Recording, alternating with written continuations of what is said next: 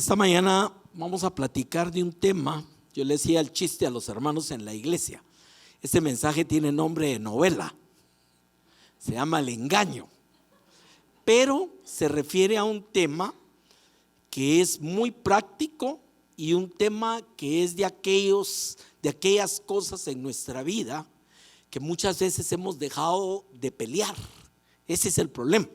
Se han vuelto tal parte de nuestra forma de ser que muchas veces aceptamos este tipo de cosas en nuestro corazón y en nuestro caminar.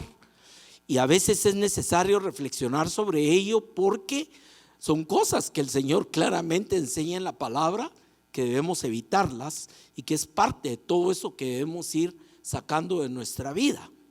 Toda la sociedad lamentablemente gira alrededor de mucho de lo que vamos a platicar y todo el mundo lo ve normal. Una que otra persona dicen, sí, ese sí, ahí no hay que creerle nada. Pero la verdad es que esto se vuelve como una costumbre en nuestro caminar. Aquello que le llaman los pecaditos blancos, pero no hay pecaditos blancos. Y el tema que tiene que ver con el engaño. Y no estoy hablando de engaños de aquellos de grandes ligas, sino lo del diario vivir. Fíjese que la palabra engaño es una acción de inducir a creer algo que no es verdad o que busca dar apariencia de la verdad a algo que es falso. Algunos sinónimos que nos da el diccionario son mentira, falsedad, estafa, trampa, fraude, etc. Cuando oímos estas palabras, sí, definitivamente las rechazamos, pero realmente vienen siendo sinónimos de lo mismo, porque hay muchas formas de engaño. Vamos a empezar con 4 principios que nos da la palabra, que nos llama la atención sobre este aspecto. El primero, la importancia de desechar todo engaño, toda cosa en nuestra vida que no es verdad, no debemos tolerarla en nada. Y como le digo, ahí es donde vamos cayendo. Decirle que no he tenido tiempo, es que el tráfico, son formas de justificarnos muchas veces y que no son ciertas. Esa es la realidad. Fíjese que en Primera de Pedro, capítulo 2, versículo 1, la palabra dice desechando. A mí me gusta mucho hacer énfasis cuando la palabra de Dios habla de cosas que nosotros debemos hacer. Porque resulta fácil venir y decir, hermano, por favor, ore para que el Señor deseche de mi vida tal cosa.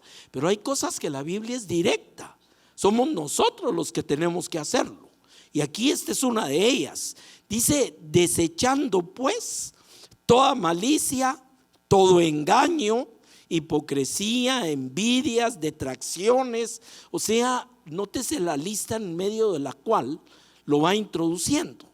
Y tal vez lo más grave de todo este tema es que recuérdese que hay un personaje que le llaman el padre de la mentira. Imagínese. O sea que prácticamente cuando nosotros caemos en este tipo de rol de vida, porque se puede volver una costumbre, eso es lo peor de todo. Hay gente que lamentablemente dice, mire, ¿quién se lo dijo? Fulano. Ay, usted, a ese créale la mitad. No ha oído tanto dicho que tenemos así.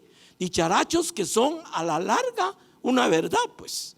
O sea, personas en que no podemos confiar. La palabra es tan sabia cuando dice, sea vuestro hablar sí, sí, no, no. Y más de eso ya no es bueno, definitivamente. Ahora, ese es el primer principio, desechar. Es algo que yo tengo que hacer. Es algo que yo tengo que cuidar y cazar. El momento en que pretendo dar una respuesta que yo sé que no es cierto algo y no verlo como algo chiquito, como le digo, decir la mentirita, bueno, una mentirita de vez en cuando. Es que la palabra no permite mentiritas de vez en cuando. Ese es el punto de nuestra vida. El cristiano tiene que dar un testimonio de rectitud y sobre todo de la palabra integridad. Ser íntegro es que me estoy mostrando tal cual soy. Ese es el punto de ello. El segundo, el tema es que el encubrir algo no nos ayuda a prosperar. Fíjese que en el libro de Proverbios dice, en el capítulo 28, verso 13: el que encubre su pecado no prosperará, mas el que lo confiesa y se aparta alcanzará misericordia. Cuando tratamos de justificar, cuando tratamos de dar una explicación de algo que sabemos que no está bien, estamos encubriendo, estamos engañando. Y déjeme decirle, el peor, o más bien dicho, uno de los mejores engañadores que tenemos es nuestro propio corazón. Eso es lo terrible de esto. Dice que el corazón es el que nos engaña. Y hay gente que se cree, como decimos, sus propias mentiras. De mucho decir algo, la persona empieza a aceptarlo como una verdad, como una realidad, y podemos caer en una vida de tantas cosas que solamente son la apariencia, es una forma de engaño también. Cuando una persona trata de vivir una vida que muestre lo que él no es, o que muestre lo que él no tiene o lo que no puede, lo que está mostrando es engaño también. Dice cómo esto se va metiendo prácticamente en todas las facetas de la vida. Luego hay un tercer elemento, que la trampa, tenemos que entender, el engaño siempre se convierte en una trampa. Es algo que tarde o temprano nos va a alcanzar. Y muchas veces no entendemos eso. Mire, cuánta se ha hecho acerca de esto, películas, novelas, de todo. ¿Por qué? Porque se ve como una parte del comportamiento normal humano. Pero recuerde que los cristianos no tenemos comportamiento normal humano. Nosotros tenemos comportamiento cristiano, y eso es diferente, o debiera de ser absolutamente diferente. ¿Qué espera la gente de mí? ¿Y qué espero y debo esperar yo mismo de mí? Ser transparente, ser correcto, ser íntegro, que cuando digo algo estoy diciendo lo que es la verdad. Eso debo esperar. Pero como le digo, se vuelve hasta un mal hábito, donde ya es fácil dejar ir una que no es cierta.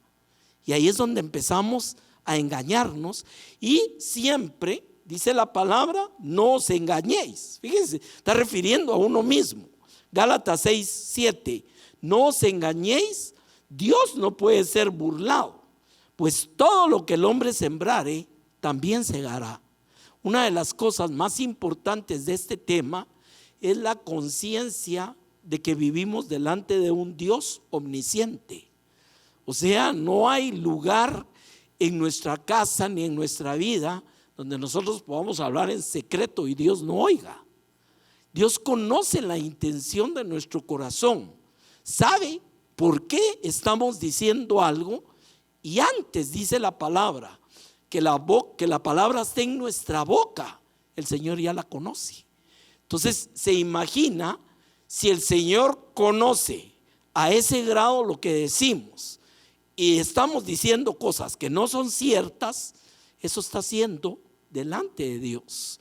Es algo que tenemos que entender. Hay un libro que yo leí hace muchos años donde especifica que la ética cristiana empieza cuando nosotros llegamos a entender que vivimos delante de la presencia de Dios.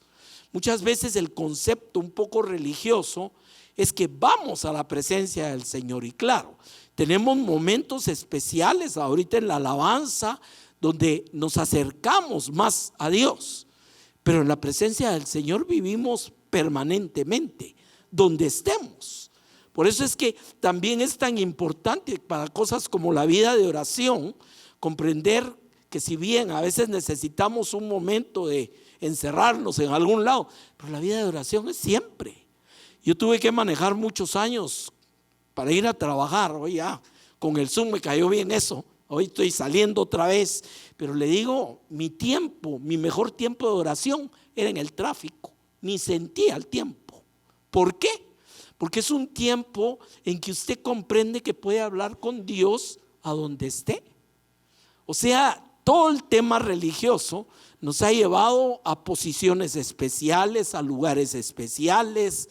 La gente incluso viaja a veces a buscar un lugar porque ahí está Dios. Hermano, Dios está contigo siempre, donde estemos. Y en todo momento podemos hablar con Él, y la comunión con Dios es permanente. Y eso es maravilloso, saber que Él nunca me dejará ni me desamparará, sino estará conmigo hasta el fin del mundo. Ahora, ¿por qué solo hasta el fin del mundo? Porque entonces después yo voy a estar con Él. La cosa es que nunca, desde que tú viniste a Cristo, nunca serás abandonado. Y esa es la mejor verdad que podemos tener dentro de nuestro corazón. Y el último en tema es comprender de dónde viene la mentira, de dónde viene el engaño. Fíjese que en 2 de Corintios 11:3, el apóstol Pablo hace referencia a lo que todos hemos conocido y estudiado en el libro de Génesis. Dice: temo que como la serpiente, aquí viene el padre de la mentira, que como la serpiente con su astucia engañó a Eva. Fíjense, aquí nace el engaño. Le dice: vuestros sentidos sean de alguna manera extraviados de la sincera fidelidad de Cristo. Hace algunos años tuvimos un retiro con los hermanos de Josué, fue allá en Palín. Hace poco vi ese material, por eso me recordé, porque estoy hablando de hace unos 20 o 20 y pico de años. Y uno de los temas que tratamos es el corazón con que servimos a Dios. Fíjese que hasta en el servicio a Dios podemos engañarnos a nosotros mismos. ¿Cuál es el motivo por el cual nosotros queremos servir a Dios? Para ser vistos, para ser reconocidos. Y mire, hay una lista tremenda de cosas que pueden pasar. El mismo apóstol Pablo escribía que habían algunos que servían a Dios hasta por envidia. Imagínense eso. O sea que hasta en el servicio a Dios se puede colar esa semillita que se llama engaño y engañarnos a nosotros mismos. Llegar a creer muchas veces que que estamos sirviendo a Dios por razones sinceras, y no nos damos cuenta que atrás pueden haber otro tipo de situaciones. Eso es algo que tenemos que, perdónenme la palabra, expulgar en nuestro corazón cada día. Nuestro servicio a Dios debe ser totalmente transparente. A Él no lo engañamos. ¿Me explico? Y le digo, ¿y cuántos líos a veces no hay en las iglesias? No estoy diciendo ni aquí ni en otras, no, en las iglesias en general. Porque hay motivadores a veces en la gente que no son los buenos. Entonces, si a alguien lo ascendieron, si a alguien le dieron un privilegio, ya es motivo de murmuración. ¿Es cierto lo que digo? No. Ya es motivo de molestia. Es que yo he estado aquí, a mí no me dan lo que yo me merezco. Todo eso, fíjese, hasta en el servicio a Dios podemos ser engañados en nuestro propio corazón. Y por eso voy a volver al punto del principio. Desechando pues, imagínense, esa es una expresión muy dura, hermano. Desechando pues todo engaño, toda malicia, toda cosa que sabemos que no agrada a Dios. Yo fui creado ministerialmente por un pastor, siervo de Dios tremendo. Ya él murió hace muchos años. Y este hermano decía: cuidémonos de los pecados que ni hieden ni huelen. Y lo que él enfatizaba de esto es que si alguien está en una vida que está haciendo cosas que no son, inmediatamente todos se dan cuenta. Pero muchas veces adentro hay cosas peores. A eso era que se refería. Y por eso desechar es un llamado a nuestra vida. Y le digo, qué cosa más linda que cuando sabemos que lo que decimos es verdad, que cuando sabemos que estamos actuando en lo correcto.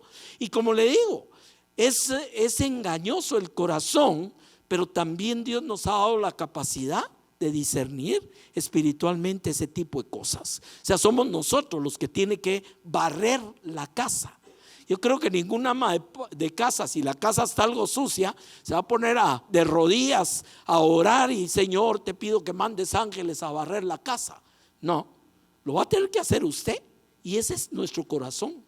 Nuestro corazón, que claro, el Espíritu nos ayuda en nuestra debilidad, intercede por nosotros con gemidos indecibles, nos enseña cosas que no podíamos entender. Es tremendo ministerio. Pero barrer la casa es algo que nosotros tenemos que hacer y que debe ser algo hecho con continuidad. Porque le digo, así como la casa hay que estarla limpiando, peor si está en una calle donde pasan muchos carros y se levanta basura y hay polvo, igual es el corazón, amado. Fíjese bien, nuestro corazón puede acumular polvo que no es de Dios y tenemos que estar limpiando y desechando la casa del Señor. Amén. Veamos, fíjese hasta dónde puede llegar esto. En Jeremías capítulo 9, a partir del verso 3, vamos a ver un pasaje que nos habla del estatus del pueblo de Dios. Eso es lo peor de todo. No está hablando de los babilonios, no está hablando de los romanos, está hablando de los judíos. Y fíjese cómo dentro de la misma gente conocedora del Dios vivo puede darse una situación como la que describe este profeta Jeremías. Acuérdense que una de las características de este profeta es que sacaba los trapitos al sol a cada rato. Por eso no lo querían, por eso lo querían matar, porque no les gustaba, pero ese es el ministerio profético. Mucha gente cree que el ministerio profético es decir en qué año se va a terminar tal cosa o algo así. No, el ministerio profético tiene una esfera que es la más importante y es la esfera de develar la verdad de las cosas. Y eso era lo que hacían los profetas. Miren lo que dice aquí en Jeremías 9, verso 3. Hicieron, está hablando del pueblo, hicieron que su lengua lanzara mentira como un arco y no se fortalecieron para la verdad en la tierra, porque de mal en mal procedieron y me han desconocido, dice Jehová. Fíjese cómo un comportamiento de estos está desconociendo a Dios. Esa es la realidad. Y dice el verso 4: guárdese cada uno de su compañero y en ningún hermano tenga confianza. ¿Se puede imaginar un estatus así en la iglesia de Dios? No tenga cuidado usted. Como dicen, hay oídos por todos lados. Y es lo que estaba pasando acá. Guárdese cada uno de su compañero y en ningún hermano tenga confianza, porque todo hermano engaña con falacia y todo compañero anda calumniando. Yo no sé, ¿será que estaba hablando de Babilonia, de Siria, de Persa? ¿De quiénes está hablando en este pasaje? Está hablando del pueblo de Dios. Pero puede llegar a haber tal degeneración de esto dentro del pueblo que puede llegar a convertirse en algo desagradable totalmente a Dios. Y esa es la advertencia que nos da aquí la palabra. Dice, cada uno engaña a su compañero y ninguno habla verdad. Acostumbraron, esta palabra me llama la atención, acostumbraron su lengua a hablar mentira. Fíjese qué cosa más terrible esta, hermano. Llegar a aceptar de tal manera el comportamiento de la mentira en la vida de alguien que ya se vuelve costumbre. O sea que lo que va a contestar ya en automático va a ser algo que sabe que no es cierto. Ese era el estatus de este pueblo. Y dice, cada uno engaña a su compañero, ninguno habla verdad, acostumbraron su lengua a hablar mentira, se ocupan de actuar perversamente. Fíjese que aquí ya lo lleva con una gradación más. Dice, su morada está en medio del engaño, pero muy engañadores no quisieron conocerme, dice Jehová. Usted sabe que la peor mentira, el peor engaño que hay en esta tierra es el engaño religioso. Es increíble cuando la gente cree y le han enseñado formas erradas de buscar a Dios o de conceptualizar a Dios. Eso es lo peor que hay, hermano. Y hay cantidades de gente yendo detrás de muchas cosas que cuando uno empieza a conocer la verdad de Dios y la palabra de Dios, empieza a abrir los ojos de tantas prácticas y tantas cosas que son mentiras del diablo metidas dentro de la iglesia. Ese es el tema, hermano. Ahora estamos con la famosa mesa interreligiosa. otra mentira del diablo. Y a través de la historia las hemos visto de tantas maneras. El ecumenismo, todo esto. ¿Cómo fue evangelizado nuestro continente? Con mentiras religiosas. Se empezaron a tomar las costumbres de acá y a mezclarlas con lo que traían del evangelio, para que la gente no sintiera la diferencia o aceptaba más fácilmente esto. Y a través de los siglos hemos visto perpetuarse mentiras religiosas que se convierten en tremendos principados de engaño. Esa es la realidad en que estamos viviendo. Y hay mucha gente que ni siquiera es capaz de poder discernir la diferencia de estas cosas. O sea, lo ven nada más. Es que usted cree en Dios de una manera, yo creo en otra. Perdóneme, es que no hay diferentes maneras de creer en Dios. O creemos o no creemos. No, pero es que mire, todos los ríos llevan a la mar, todas las religiones van a Dios. Mentiras del diablo. El único que es el camino, la verdad y la vida se llama Jesucristo. Y hay un solo Dios y un solo mediador, y es Jesucristo. O sea, toda la palabra es tan llena de verdades de Dios. Por eso es que es lámpara a nuestros pies y lumbrera a nuestro camino.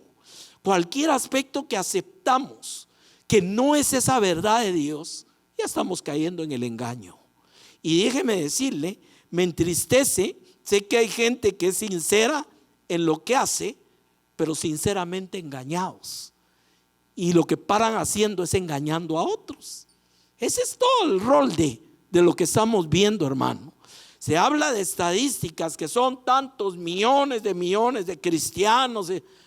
Yo creo que si nos hacen un examen con esto, yo no sé si vamos a llegar a millones de millones en realidad. Porque esa es la verdad de Dios.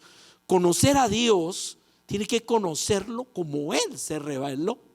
Hay ciertas enseñanzas en la palabra que tienen una razón que a veces la gente le parece hasta aburrido. ¿Se ha dado cuenta la construcción del arca o la construcción del tabernáculo? Tenían tantos detalles: el tipo de tela, el diseño, los tamaños, las medidas, todo. ¿Cree usted que Dios necesitaba que el arca tuviera toda esa estructura, todo ese diseño para que sobreviviera en el medio del diluvio? ¿O no? Para mí que no. ¿Para quién era tanta especificación? Para que se tradujera en obediencia y en confianza. El barco no se lo iban a hundir, hermano. Así de sencillo. Y el tabernáculo, 1000 detalles, hasta el tipo de calzoncillo de los sacerdotes. Cómo iban a destazar al animalito, qué iban a hacer con cada parte, sistema sacrificial, todo, detalle tras detalle.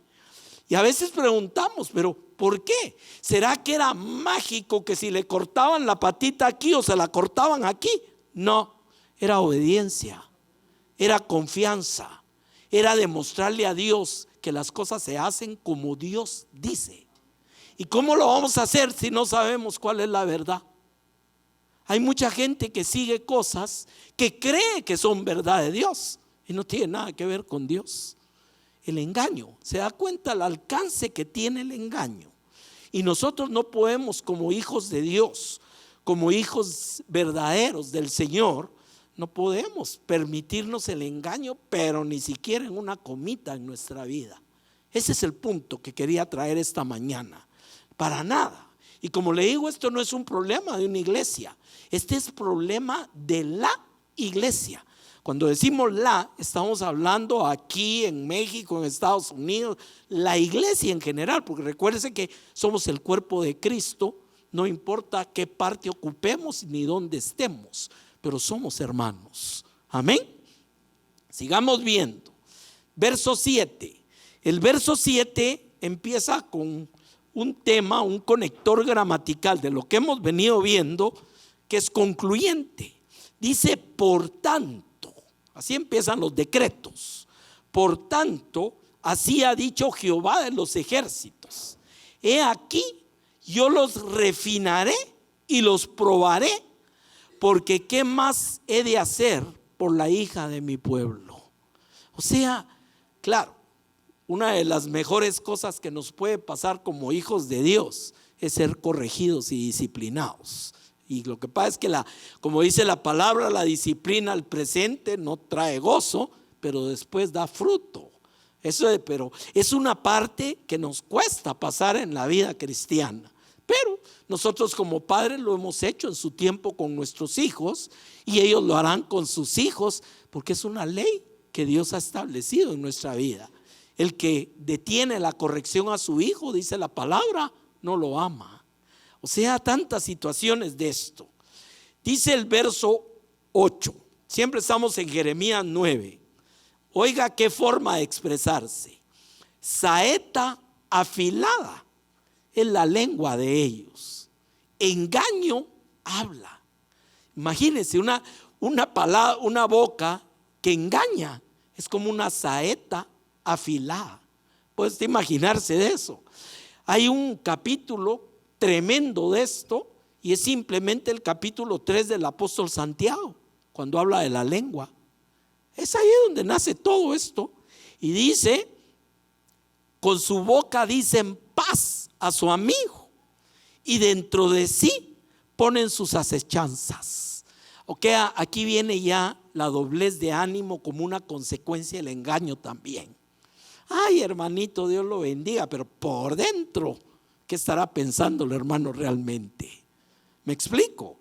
Ese es el tipo de situaciones, y como le digo, mucho de esto está dirigido a la iglesia, porque a quien Dios toma por hijo corrige. Usted no va a ir a corregir a los muchachitos de la vecindad por muy malcriados que sean. Esa es responsabilidad de los papás. Igualmente a nosotros nos corrige nuestro Padre, pero también tiene que llamar al orden de este tipo de situaciones. Dice verso 9, no he yo de castigar por estas cosas, dice Jehová, de esta nación no se vengará mi alma. Fíjese cómo en este pequeño pasaje describe cuál era la actitud del corazón de Israel. Y si esto lo ponemos en una contraposición con Isaías capítulo 1, ya le pusieron la guinda al helado. Un pueblo de lo más religioso que usted se puede imaginar. Lea Isaías 1, un pueblo de incienso y de ofrecimiento de fiestas, y tremenda la apariencia. Pero ahí es donde el Señor también llama al orden con esto, porque Dios conocía que el corazón era el que estaba aquí, que está siendo descrito por Jeremías. Entonces dice, ya sus fiestas de guardar, sus holocaustos, ya me tienen hastiado. Léalo, Isaías capítulo 1. O sea, la gente cree que la cultura o la imagen de un pueblo se da por la gran religiosidad que tiene, pero Dios está viendo el corazón de un pueblo. Y cuando las estadísticas ya no cuadran, pueblos con grandes expresiones religiosas, con altas tasas de todo, de asesinato, de fraude, no cuadra. Es ahí donde ya no cuadra y se ve que no hay fruto de todo aquella externidad religiosa en la vida de la gente. Es ahí donde vemos y comprendemos que la real situación de Dios en el corazón del hombre, lo que estamos viendo, es esto que está escribiendo en Jeremías capítulo 9. Y como le digo, mucha gente se impresiona por lo de afuera. Dice, no, es que qué pueblo, ese pueblo cómo ama a Dios. Dice, ¿será que lo ama? Porque amar a Dios no es ser religioso. Recordemos que Dios no es religioso. A mí me acabo de terminar un estudio, ahorita nos llevó varios meses en la iglesia, de Hebreos 11, pero yo enfaticé algo. Hebreos 11 repite a cada rato, por la fe tal cosa, por la fe tal otra cosa, por la fe tal otra. Y usted no encuentra en Hebreos 11, lo invito a que lo vea en su casa, no encuentra un solo acto religioso. La fe es práctica vida que agrada a Dios y obedece a Dios. Por la fe cayeron los muros después que los rodearon, por la fe construyó el arca, por la fe y por la fe salió Abraham, por la fe ofreció a su hijo. Eso no es religioso. Todo es práctico, todo es vida. La fe de la vida que Dios quiere en nosotros es que somos obedientes a lo que Él mandó. Recuérdense que la fe viene por el oír y el oír por la palabra de Dios, no por practicar religión. Y ahí es donde vamos viendo, y se lo enfatizo porque es uno de los peores engaños que hay en este mundo, creer que la religión es fe. A decir, es que qué fe la del pueblo. Perdóneme, la fe es otra cosa. Por eso dice la certeza de lo que se espera y la convicción de lo que no se ve, y está basada en oír y oír la palabra de Dios. Y sin fe, esa es imposible agradar a Dios. Es como la misma palabra nos va enseñando esto. Veamos algunas consecuencias del engaño. El famoso Jacob. Usted sabía que Jacob quiere decir engañador. Imagínense que a alguien le pongan ese nombrecito. Y se lució en la vida de Jacob. Vivía engañando a quien se le pusiera enfrente, hermano. Al suegro, a la esposa. Tremenda la vida de este hombre. Pero la lección que nos deja acá es la lección de la siembra y la cosecha. Engañó y engañó y engañó. Y lo engañaron y lo engañaron y lo engañaron. Lo engañó su suegro. No le dio a la esposa por la que había trabajado. Lo engañaba con lo que les pagaba. Todo era un engaño en la vida de este hombre. Hasta fíjese bien cómo se hizo de la primogenitura. Es cierto, hubo una responsabilidad de su hermano, pero a través de un engaño. Y aquí hay algo en la lección de Jacob. Es la terrible responsabilidad de los papás de ayudar al engaño en el hijo. No tengas pena. Vea que ore tu papá por ti. Pero es que si me descubre hay que caiga sobre mí la maldición, le dijo la mamá. Imagínense. O sea, muchas veces, lo voy a decir con tristeza, el engaño se mama en casa, hermano. Peligro con eso. Si los papás están acostumbrados a mentir y a engañar, ¿qué le podemos pedir a los muchachitos? Que crezcan igual. Se mire cómo viene todo el elemento de la responsabilidad aquí. Fue engañado. Amaba a su hijo especial. Ya sabe usted, a José le dijeron que se lo había matado una bestia. O sea, hasta en eso lo engañaron. O sea, la primera lección del engaño es que el que engaña va a ser engañado. El que vive en una vida de engaño va a caer en que lo tengan engañado. Es un círculo vicioso. Engaño trae engaño. Engaño produce engaño. Ese es el punto de esto. Otro caso, miremos hasta dónde llega el engaño. Acán, en Josué. ¿Qué pasó? Dios dijo, bueno, entren, destruyan Jericó todo y no toquen nada. Es anatema a Dios, es maldición. Vino aquel, hizo las mismas de Eva, porque hasta los mismos verbos usa. Miré, codicié y tomé. Igual que Eva en el huerto del Edén. Y se llevó su lingotío de oro y sus pieles bonitas y las fue a enterrar debajo de su tienda. Ahora, ¿por qué las fue a enterrar? ¿No se ha dado cuenta que el niño desde chiquito tenemos que corregirlo porque va a esconder la mano después de la travesura? Ya es como una reacción natural. ¿Es cierto o no es cierto? Y mire, todos hemos pasado por ahí, ¿o no? Es una herencia que si no se corrige, vamos a acostumbrarnos a que así es la vida. Y ahí es donde viene el peligro de esto. ¿Qué sucedió? Que esto le trajo derrota a Israel. No pudieron con Jai. Y además trajo al mismo Josué a postrarse y a quejarse con Dios. A mí me gusta mucho ese pasaje porque hay muchas veces en la vida que Dios debe hacer así con nosotros. Ay, Señor, ¿de qué te quejas? Es que, Señor, no, levántate, hay pecado, está mal esto, hay que corregirlo. Eso fue lo que le dijo Dios a Josué. ¿Y qué sucedió? Que ya cuando salió el pastelito de donde estaban las cosas y lo que se había desaprovechado, no solo había traído muerte y derrota y desánimo a todo el pueblo por el pecado de alguien, esa es una responsabilidad, sino que además trajo muerte para él y toda su familia. Fíjese las consecuencias del engaño. O sea, le digo, va teniendo, y podríamos pasar aquí otro caso, los gabaonitas, también en Josué. Imagínense, estos hombres vivían ahí cerca donde estaba Israel, pero como sabían que Israel estaba volando la cabeza del que se pusiera enfrente, se fueron a poner la ropa más vieja, los zapatos rotos, llevaron sus cosas de agua y de vino rotas y llegaron donde estaban ellos a decirles que venían de tierras lejanas. Engaño, ¿sí o no? Engaño. Y mira, venimos de lejos. Fíjate que cuando salimos, los zapatos eran nuevos, la ropa estaba nueva. Imagínate cuánto hemos caminado. Y uno de los grandes errores de Josué, porque los hombres de Dios, perdónenme, también metían la pata. Estamos claros con eso. No oraron a Dios.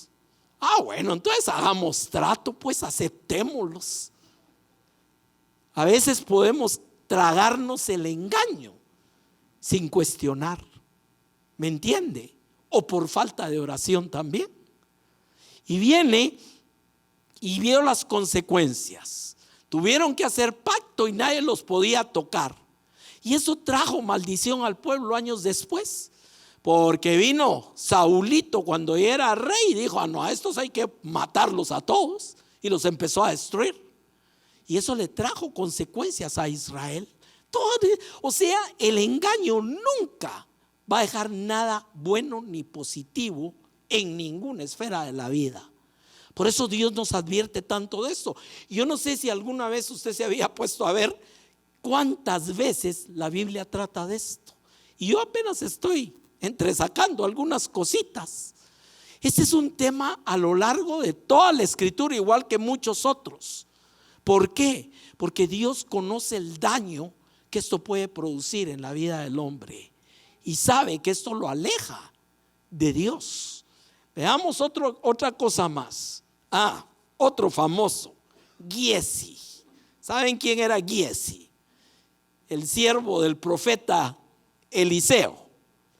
Viene y se sana. ¿Se acuerda usted un general que el Señor lo manda a lavarse al río y se sanó? Y regresa, se llama Naamán, segunda de Reyes 5. Regresa y quiere darle un regalo al profeta. Y el profeta dice: no, de gracia recibiste, dad de gracia. Ya tenía bien claro el principio de esto. Y el hombre se va pues feliz, imagínense, era leproso y regresa. Tenía todo, pero con un pero. Dice que era un general apreciado por su señor, el rey, que Dios le había dado grandes victorias, valeros. Mire, todas las que cualquiera quisiera, pero al final le ponía un pequeño pero leproso. Y ahí acabó todo ya. Y Dios le limpia de aquello. Le limpia. Ese pasaje tiene 1000 enseñanzas. Un día lo vamos a compartir. Ahora, ¿qué sucede? Que viene Giezi y dice: pero ¿y cómo, mi señor, si le están trayendo a regalar oro y plata y todo aquí a la puerta? ¿Cómo lo deja ir y no se queda con algo? Y lo empieza a perseguir y lo alcanza a Naamán. Y le dice: fíjate que, mira, ahí viene la mentira ya. Fíjate que acaban de venir unos profetas con mi señor, con el profeta. Y dice él que si no le regalas unos vestiditos y algunas cosas para darles a aquellos. Mire todo el pastel. Es que la mente humana es tan terrible para construir mentiras, hermano. Por esa misma mala costumbre de engañar. Ya rápido sacamos una tras otra. Y si dice tal, le decimos tal otra cosa. Mire, yo sé, hermano, que aquí no hay de esos, pero sé que sí conoce alguno que así va funcionando la mente humana. ¿Es cierto o no es cierto? Y viene y el otro le da uno sus vestidos y todo, y se va corriendo y los va a esconder. Por eso le digo, cuando la gente esconde es por esto. Los va a esconder, y cuando viene con el profeta, le pregunta: ¿y dónde estabas? Ah, no, yo aquí he estado, yo no me he ido. Mire, si usted saca ahí un compendio de mentiras, ¿cuántas le dice apenas en unos versículos? Mire, un montón de mentiras. Eso lo que nos enseña es cómo la persona puede llegar a estar tan entrenada para mentir, que una viene sobre la otra. Dice, no, yo no me he movido, yo aquí he estado. Imagínense lo que le dice. Y la respuesta es bien terrible. Le dice el profeta, bueno, no te vi yo cuando fuiste y lo alcanzaste y le pediste. El Señor le había mostrado. Bueno, le dice, pues ahora se te va a pegar la lepra que traía él a ti, a tu descendencia. Fíjese el juicio de esto. Tantas cosas en la vida que son el resultado de mentiras y engaños, hermano. ¿Cuántas? Muchas veces preguntamos, pero Señor, ¿por qué tal cosa? Antes debemos ir a la cocina y encerrarnos por ahí con el corazón y empezarlo a escarbar, hermano. ¿Me entiende el punto de esto? Porque a veces, y cuidado con el corazón que te dice, no, si eso no es tan malo. No, si eso, bueno, tú lo hiciste, pero realmente tenías buena intención. ¿Cuántas veces hemos oído esa vocecita, mi mamá? Niéguemelo. ¿Cuántas veces oímos esa vocecita? Ah, no, hay peores vos. O sea, como diciendo, sí, no estuvo bien, pero... Y otros se van con la personalidad de Dios. No, vos, Dios es bueno, Dios perdona. Sí, es cierto, es bueno y perdona, pero eso no significa que yo vaya en contra de cómo debo ser para agradar a Dios. Fíjese, tantas cosas que tenemos aquí. Ahora, lleguemos ya con la medalla de oro, el más mentiroso de todos, el rey David, hermano. Imagínese, el cantor de Israel, el hombre conforme al corazón de Dios, ese se echó una que era de medalla de oro. Imagínese, está allá en la terraza, mira a una chica por allá que le gusta y la manda a traer. Ya conoce la historia de Betsabé y Urías. El marido en la guerra y la manda a traer y le embaraza. Ahora, ¿qué es lo que hace? ¿Cuál es la reacción de David? Engañar, mentir. Otra vez, el mismo modus operandi que hemos venido estudiando.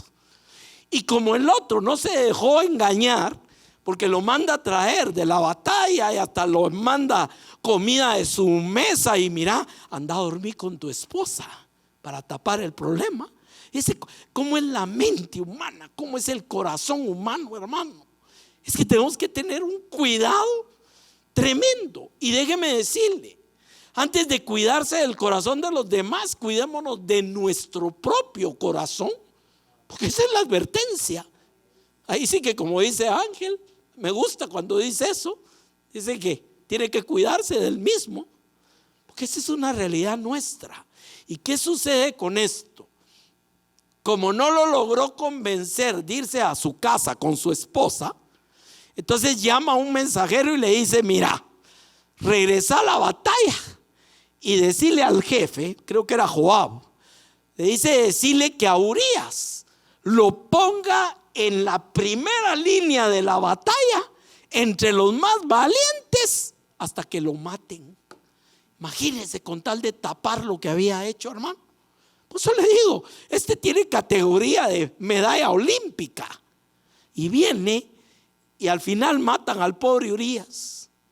Y regresa el mensajero y fíjate que nos va así en la guerra y ya estaba algo enojado. Pero dice, y fíjate que entre los que mataron a Urías. Ah, dijo David, ya, me quité el clavo.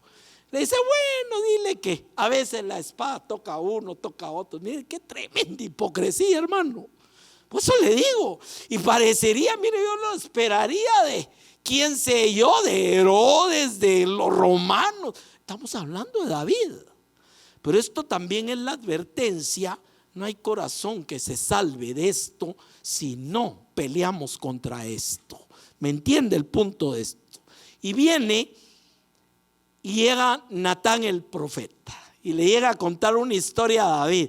Fíjate que había un pobre que tenía solo su corderita, le había cuidado, y de repente vino otro que tenía un rebaño, pero venía un invitado y le quitó su corderita a y la mató para ofrecérsela al otro.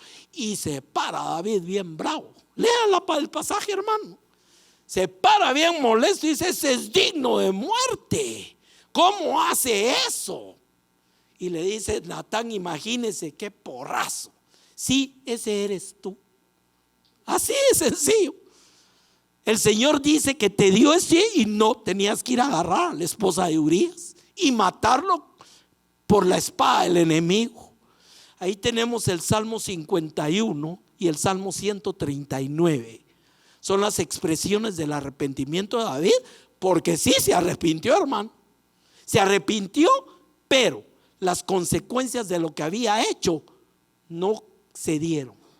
Primero se le murió el hijo, al que estaba esperando Betsabe, y después se le levantó Absalón, que casi lo mata y lo destruye también, y la espada nunca se apartó de la casa de David.